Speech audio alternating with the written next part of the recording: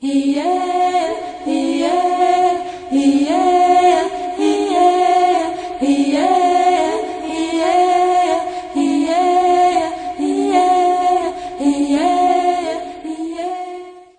we live off the land. The land provides us with the seal. This is seal skin. We use it for clothes, for mitts, and we really cannot grow anything here. Again, we see in another DFO video an Inuit justifying their seal hunt. Why is the DFO so concerned with the Aboriginal hunt when they have no interest in it, a hunt that isn't even being threatened? In a document obtained through access to information, the Canadian equivalent of the Freedom of Information Act, it was found that in 2001, a memo from the Canadian Department of Foreign Affairs and International Trade that they recommended that Canada play the Nunavut Inuit card as the leverage to open the door to obtaining a waiver to the U.S. Marine Mammals Protection Act and have the East Coast sealers follow.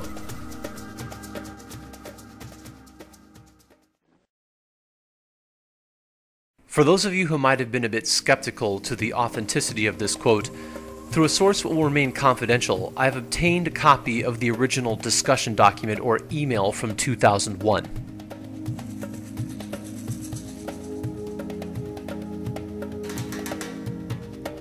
This appendix is being created to leave no doubt that indeed the documented discussion and disingenuous tactic of playing the Inuit card truly exists.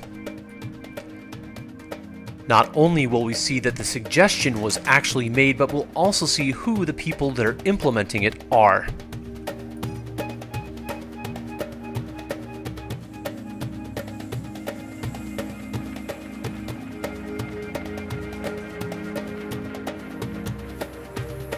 Although it's quite short, as most simple memoranda are, what little is there is damning. A recipient list that could stretch to the moon and back. The attached file. And the body of the email along with the critical text from the WPD file pasted into place.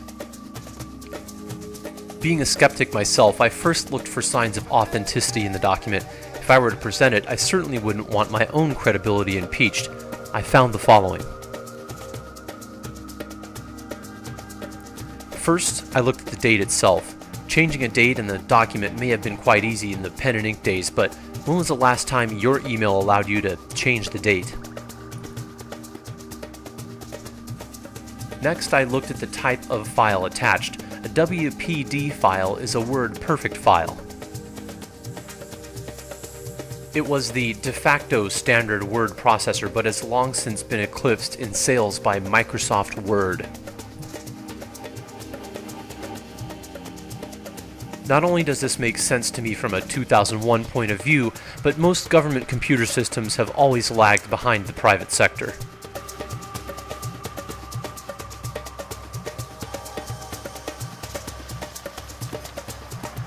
Lastly, I looked at the obvious pasting job done by the interested party.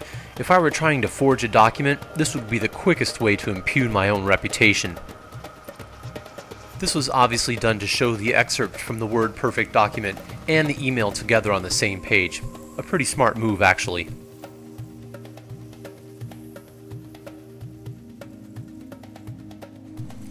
Let's move on. This email is sent from a Marc St. Jean who works in the offices of the Department of Foreign Affairs and International Trade.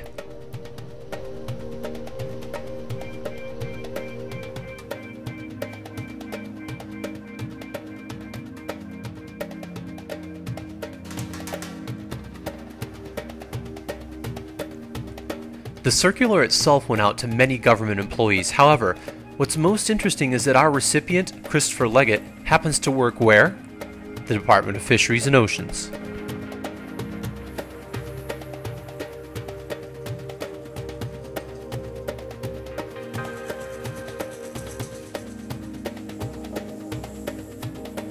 Both the subject of the email and the WordPerfect file are labeled MMPA Sea Trade Meeting.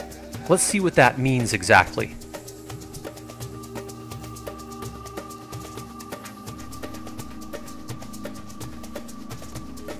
According to the Foreign Affairs and International Trade Department's website,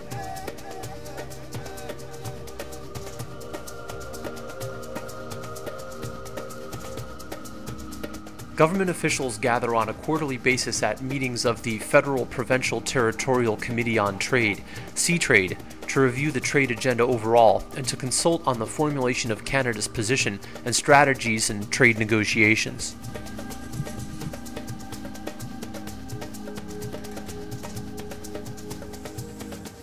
The MMPA is the Very Marine Mammals Protection Act of 1972, which prohibits the importation, sale, or trade of any seal products in the USA, with an exception for the Inuit of Alaska.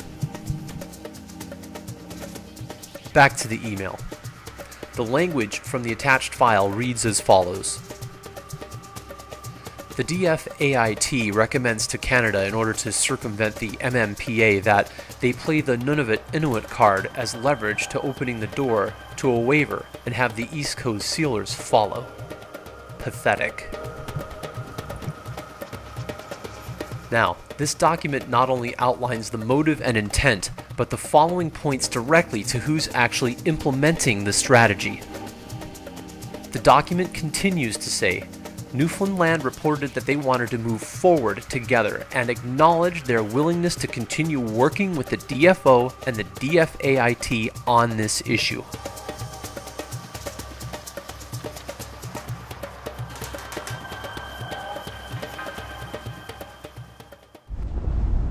The seals are very important for Inuit culture. Inuit still hunt seals and use them traditionally. Ulukut, welcome to our land, Nunavut. It's very important to us, originally where I come from, for nutritious food and for warmth and clothing. Providing food. And it provides us all the food that we need. I had to eat seal meat. We use it for clothes, Be used for clothing. to be hunting it and eating it. It helps us to go out hunting, it helps us to eat. The truth behind the smattering of emotional pleas of the Inuit, as documented by white seal hunt interests, is that not one word in the EU seal products ban deprives the Inuit from continuing to wear, hunt, or eat seals. These sordid tactics have been clearly exposed in this video for the eyes of the WTO, other nations, and animal activists alike to view, and marvel at the shameful behavior of those who support the white commercial slaughter of baby animals for their fur alone.